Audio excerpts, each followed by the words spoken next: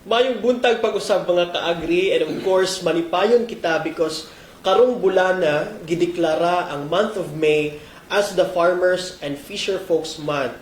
Usa kini pasidungog pasalamat sa ato ang mga tinuod nga mga bayani sa ato ang sektor, sa ato ang agrikultura. And of course, gahapon lang gipahigayon nato ang opening program aning Farmers and Fisher Folks Month dinhi sa D11 sa Regional Government Center din sa Baguio, Davao City. And of course, usa sa mga highlight ni Ana, baguhay nato nga gi-install ang ato ang Farmer Director for the whole month of May. And ladies and gentlemen, kauban nato karon aron mahinabi nato, he is also the chairperson of the Regional Agri-Fishery Council 11, walay lain, si Director Epifanio C. Loyola Jr. Maayong buntag, sir.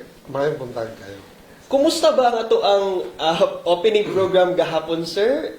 Well, nindot magayo, mga preparado kayo, wapon labas, at least na ang mga farmer, mga official po, nakikubang yun sa tuwa, and i-display po nila ilahang mga produkto.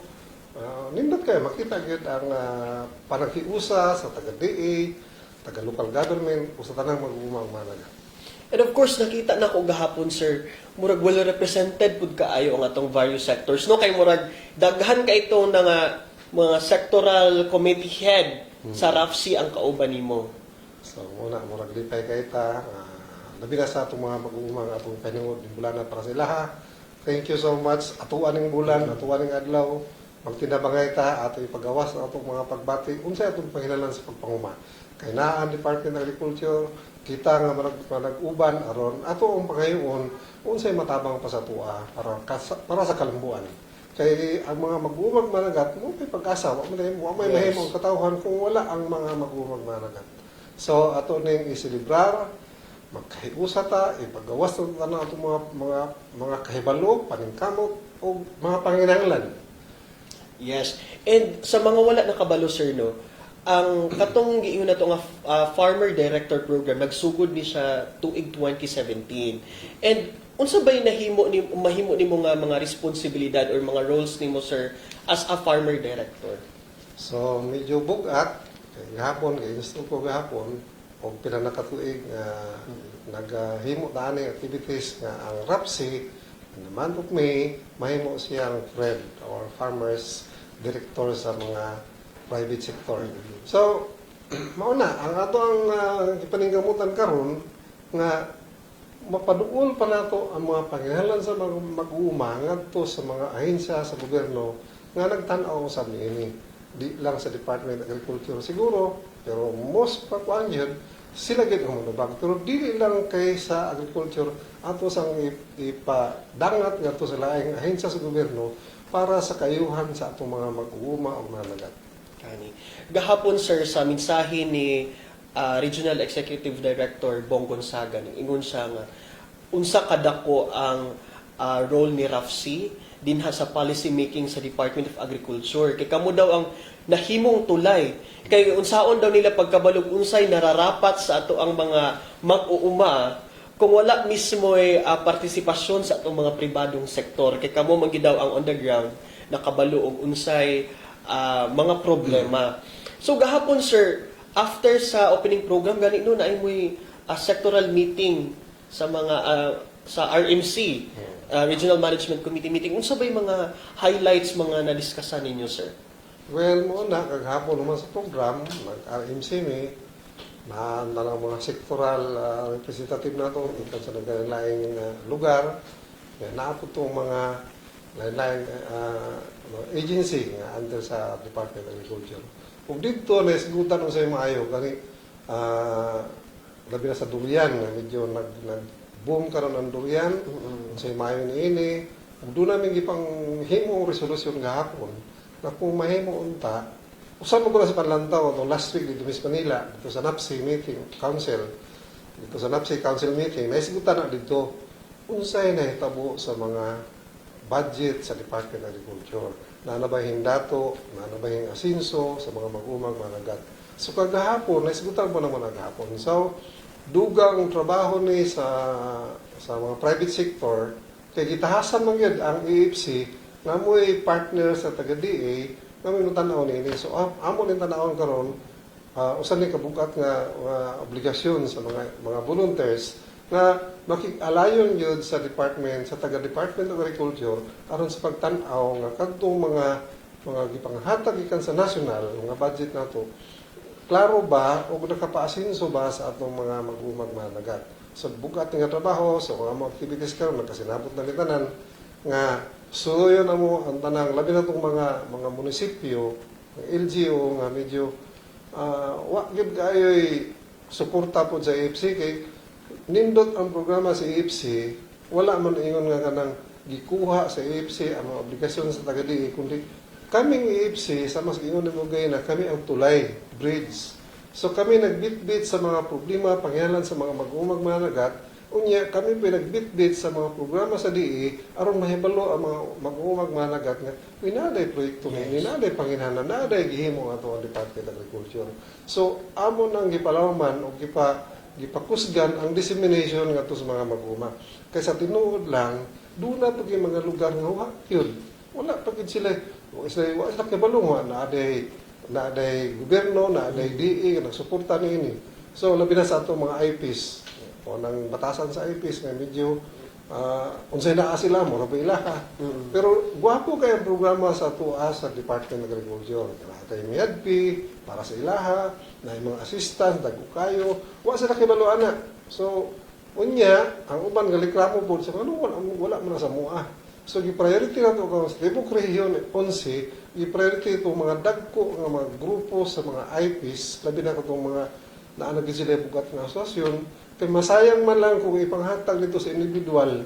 So kinahanglan lagi bugat sila ng grupo aron kadtong grupuha mo koy mo tan-aw kung saan itabo sa proyekto. Dako kay nga budget. So kung di ni ayo magdala, di nato ni tabangan labi na sa mga private sector ug sa grupo sa mga IPs, sayang lang ang tabang sa gobyerno, budget sa gobyerno para sa kayuhan sa tanan. Yes. Tama jud kay Sir no kay mga ka-agri murag na-highlight yun ni Sir nga dili lang taman ta sa delivery sa interventions. Tan-aw na to kung naa-joy impact. Kay mo man gyud na good governance Sir no nga di gyud tama lang sa delivery sa interventions, dapat napanay monitoring. And katong gingon ni Sir, makita gid nato well documented ang impact sa mong proyekto kay kung nag-deliver ta direct interventions tapos ginapasagdahan lang nato walay na change na improve sa kinabuhi sa ato ang farming community. Wala lang gyapon na murag inaana. So katong na-mention nimo ganina Sir nga kamo ang nahimong tagadala sa mga problema sa atong farming communities padulong sa DA haron maaksyonan. Karon Sir buot na mo mahibalan usab unsay mga current challenges nga ginaatubang sa atong mga mag-uuma o mga mangingisda dinhi sa Davao Region base sa inyohang mga nakita usab on the ground. So tinuod na bugat nga mga challenges nga tan-aw na to karon. Labi na atong mga lugar nga medyo suok, medyo layo. Murag lisod jud kayo sa ato adre sa Region 11 na atay sa Davao del Norte katong sa Talaingod banda pasulod unya diri sa Davao Occidental na mga lugar to so mo nay bugat karon ng mga pag-challenge sa atong labi na sa mga private sector nga partner sa Department of Agriculture unsaon ni nga matubag ilang panginahanglan din unang-una lang problema ang kawad-o na usahay ang mga trabahante dunay mga mag-uuma karon nga doon na sila 2 ka hektarya 3 ka hektarya wa na naundang ilang panguma usa ang problema nila wa na daw sila trabahante sa unsay rason na trabahante asa ba yung mga tao diri magulat naman lang sa ayuda sa irikan sa gobyerno, magulat naman lang sa purpose, magulat na lang sa IPs. Saka, so dako po na kayo tanawon. Dako kayo ng tabang ng programa sa gobyerno, kaya lang, atong tanawon diri sa ubos nga, naay nawala, naay nakulangan, tungkol kay kinaiya sa mga tao, labi na sa mga bukid, dapit, mga kuan, maghulat na lang usahay kung sa ayuda sa gobyerno. So, ato nang tanawon ba kayo? So, amo nang ipasabot sa ilang, magtinabangay ta. Kanang ayuda, tabang na sa inyo ha, pero ang atong mga trabahoon, isip mga mag-uuma o mga nagat o katong mangingisda sa upland nga magpadayon ng atong activities, tabang na kanang ayuda, tabang na sila ha. Gani ang DA, naman sa mga ayuda daghan. Yes. Kay wa lang gid kay na plasta kay usahay na ay mga dili kalikayan doon ay mga grupo sa katawhan nga kanang magsalig na lang pod, mag-relax na lang pod. Pero imbis nga ato na silang i-neglect o ato na silang kuanon sa ilang batasan, maningkamot ta, labi na ang AFC, maningkamot kay sila may nahibalo unta sa ubos unsay nahibalo sa mga panginahanglan sa mga mag-umag managat sa ubos, maningkamot nga i-challenge sila pagayo, auhag sila nga ulihok ta kay kanang tabang naa ang tabang pero magpadayon ta sa atong activities aron sa kalambuan kay mag-unsa man og kita tanan magulat na lang tag-ayuda unsay kaunon sa katawan panginahanglan sa kinatibuk-an mo na ito na mo dako kay contribution sa mga mag-umag managat ngadtos kinatibuk-ang katawhan sa atong rehiyon dili lang sa rehiyon kundi sa national mismo. And looking at the portfolio, sir, no, sa ato ang mga kaubanan sa RAFC atong mga sectoral committee heads man ang tawag na to na, sir, no? Dili mga basta-basta pod, sir. Ma'am Joji Pantoja sa coffee, Sir Bong Kahe sa vegetable, Ma'am Susan Lau sa corn. So mga dagko po gini sila, sir, and mga veterano na balis sa ato ang agriculture sector. Unsa ba pod ang mga contributions sa atong mga sectoral committee heads, sir? Looking at ma-increase nato ang productivity and sustainability nato sa farming. So nindot kay pangutana unya unsa na sila mga tawanan. So sama sa gisulti nimo, sir, nga di ni basta-basta mga tawanan mga expert ni kay dito pa lang sila level like for example sa durian. Sa ila pa lang mga tanang mga mag-uuma sa durian o na-engage sa durian production o producer, nagpili sila leader nila nga doon nag-isaktong kahibalo. Di basta-basta. Bilbis family, di na basta-basta. Yes. Ang UP, Los Baños po na sila. May lado na lang ang tao. Sa ato ang mga lain sektor, like for example sa rice, di po basta-basta. Sa ato ang mangga, sa ato ang unsang sektor. Daghan ta mga sektor karon nga tinuod ako juga yung kakulangan pa, kinahanglan yung tabangan. Usag gihapon na sa kanakong challenge sa ato ang mga mag-uma labi sa atong mga leader diha sa sectoral level nga matanaw na siya. Og ang nakanindot aning volunteers AFC kay kung unsay amo nakapod diri sa among rehiyon o sa usa ka probinsya, may sigutan mo na sa tinatibok ang rehiyon. Unya ang kami nga mga RAPC leaders adto na pud sa taas, may sigutan na pud na.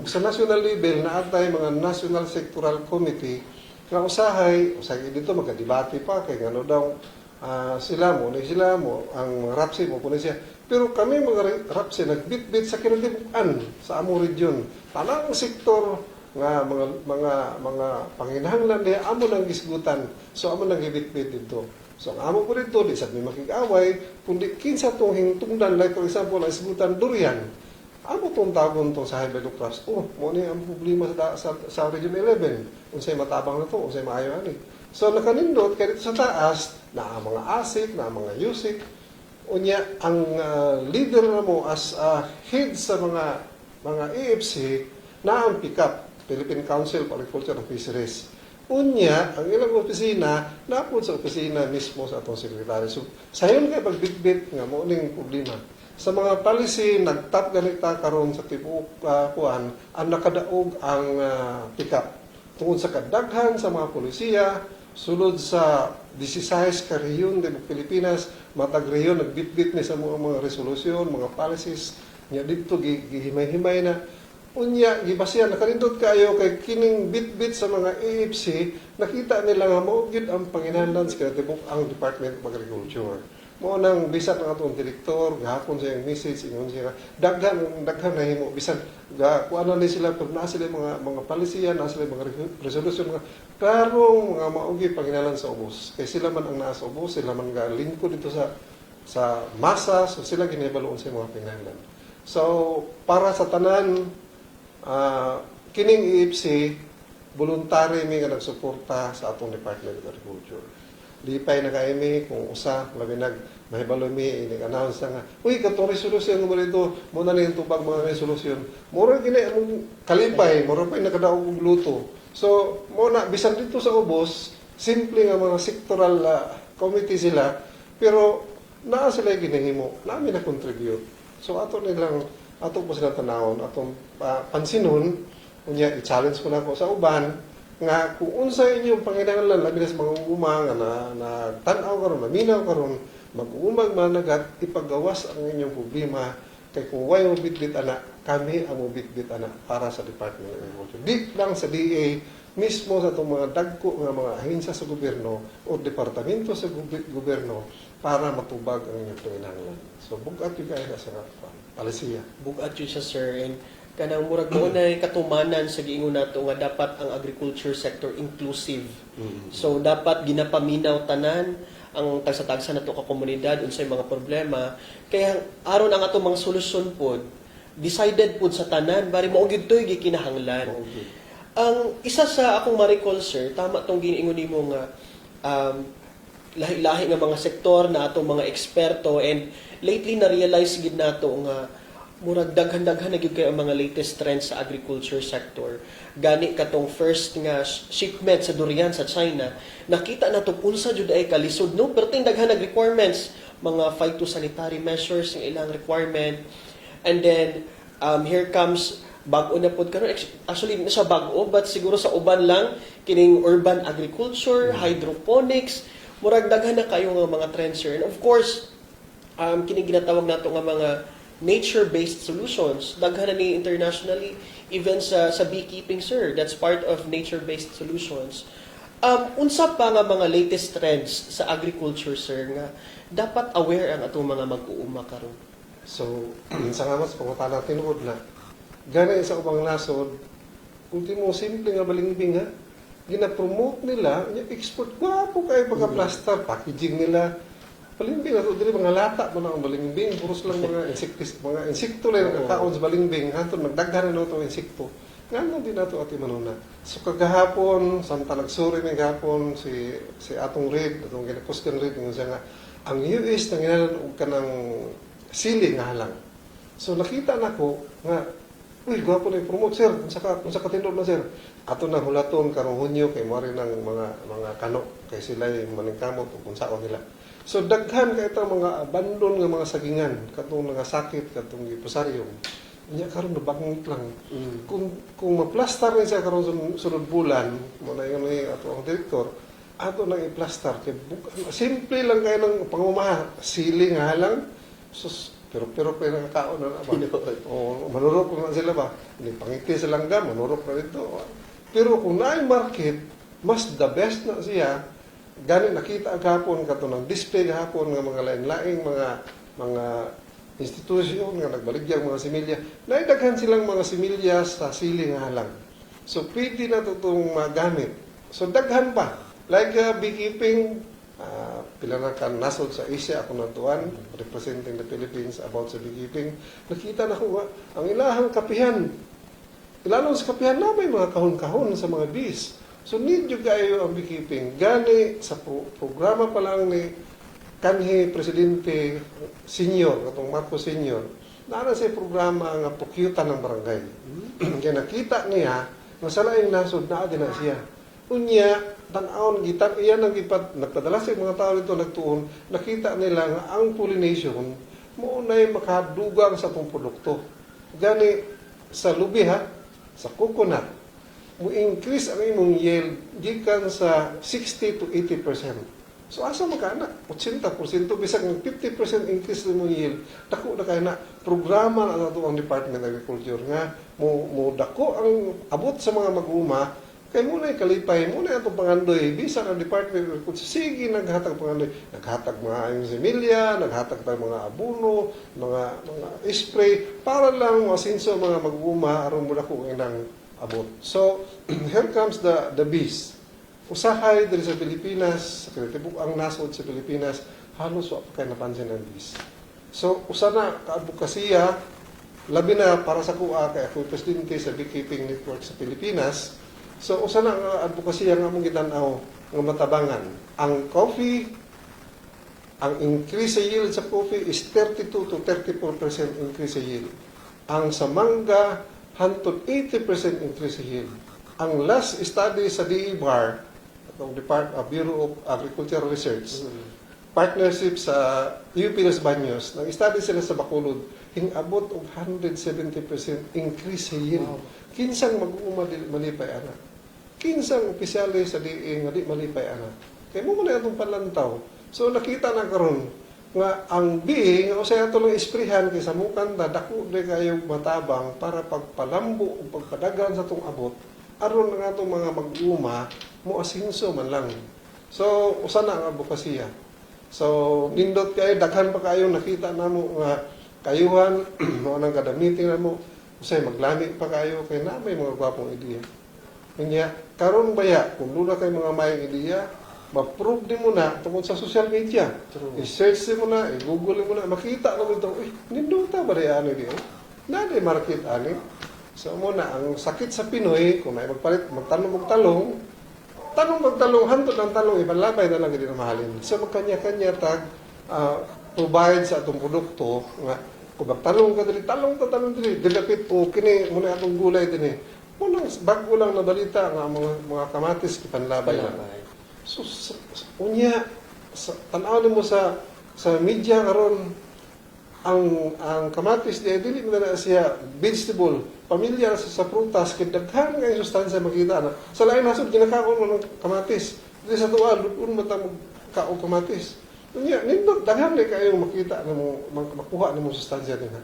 So mao nang usa karon gi-challenge mo na sa mga private sector, di lang sa pagtanom kundi magtuon ta unsay makuha nato sa usa ka tanong kay dako kay ng tabang sa tuwa isip sa atong panglawas sa atong mga panginabuhian ug sa tanan-tanan atong tun-an na siya. So usa na nga among gitan-aw karon unsaon nato magkuan kay daghan kayo unti mo sa atong dahil kay gutom pero ngano man sa lain nasod unti mo dahon sa balanghoy ginagulay kapayas ginagulay dahon sa kapayas ato ginalabay na ginatamak-tamakan daghan kay paagi unya ang sustansya ba nga ato tagbutika puting malas tambal na daghang tambal sa tuwa di nato makita.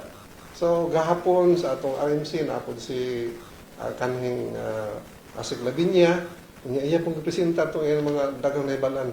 So mabungahon kayo activities gahapon kay matag expertise ipalayag ko sa ilahang kahibalo unya ato tong balawman ato tong i-develop aron ato matagamtaman sa Region 11 lamang nakaita sa mga export lang lamang nakaita so ato pagining palambuon magtinabangayta mag-uma malagat og sa atong departamento sa agriculture. Tama yun ka, Sir Noe. Kato, Sir, clustering and consolidation gid dapat kay para na isaktong plano atong mga mag-uuma sa ilahang planting season. And then, kato imong ginaingon, Sir, value adding. Pinaka-importante gid na. Kay it doesn't stop sa production lang and then harvesting. Dira lang taman, but value adding. Kay mas mutaas man ang presyo ni ana itong mga produkto. And talking about mga trends, Sir, of course, katong ingon mo no, social media, nahimo na pong gamit nato sa agrikultura.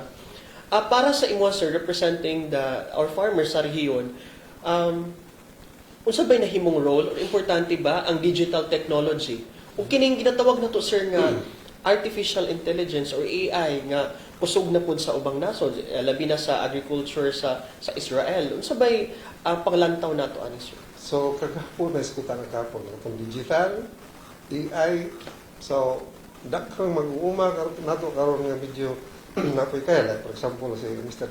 Pagtiayon nga Bilbis katong sa ato ang mga banana plantation sa mga sa PCA actually na atay mga gamit pero hatod karon ko magamit so kato mga drone kung mutan-aw ta nga pila ba kung sa kadakong area atong kalabihan sa Region 11 pila ka po lubi nga natanom anang lugar dili bigyan nato mga fix samantalang sa drone tungod sa moderno karon pamaagi pakita ko lang sa picture diha mogawas na dito pila ka punuan ang lubi dito so usa ra atong matan-aw kay mayon ta nga like sa tipong Pilipinas lubi atong istoryahan ang pinakalapad nga lubi naa diri sa Mindanao gamay area sa Mindanao pero dako kay tag production sa ubang rehiyon lapad kay lang kalubihan panghambog nila number 1 sila sa area pero tanawan ang production gamay kayo so atong tanaw na karon mo unsaon gyud pagtutok sa Department of Agriculture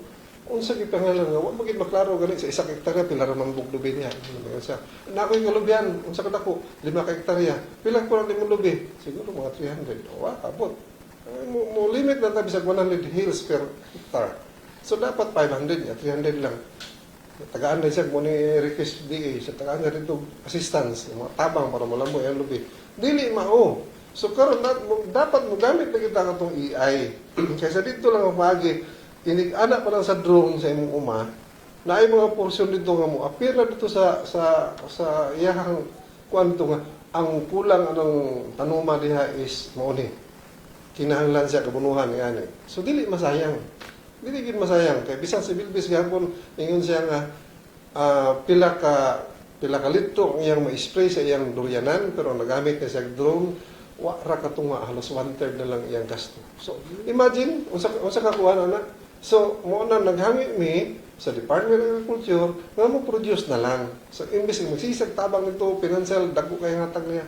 Pag naay drone, naay gamit diha, maadto lang nito, oy, mohang kuan, kinahanglan ng abono, kinahanglan ng ani, kinahanglan ng imong tanong. So, nindot kayo karon bisag sa cellphone gani, naon ni mga tanong nito, wapir na ito na, kinahanglan na siya, luya na siya, kay mo na kinahanglan. So, moderno ginawa kinahanglan, musabay kita sa teknolohiya. Kaya kung kinaraan ka punta, ng ubang farmer, ayaw mag-vote sa mga kaya tiguang na ko.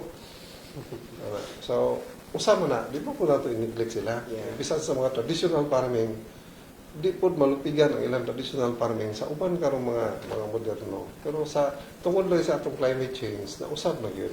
Magtinabangay kita, ato i-practice ang atong traditional farming o modern farming kay aron mo lambo, aron makita.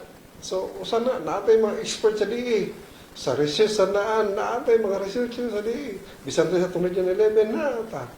So, unya, unsaon na ito, pagdalaan niya ito sa mga farmer. Usay ang farmer, wa man sa, ay sir, wa man na sir, ang sabu sir, mo man siya, akong papag isa una, ganyan. So, ato na ng usabon, magtinabangay ta, para sa ato ang kalambuan, di lang sa kalambuan, di lang dako atong abot, di lang masinso atong mga nabuhi, isip pag-uma, dako kayo natabang sa pinadamo pa ng Pilipino. Right.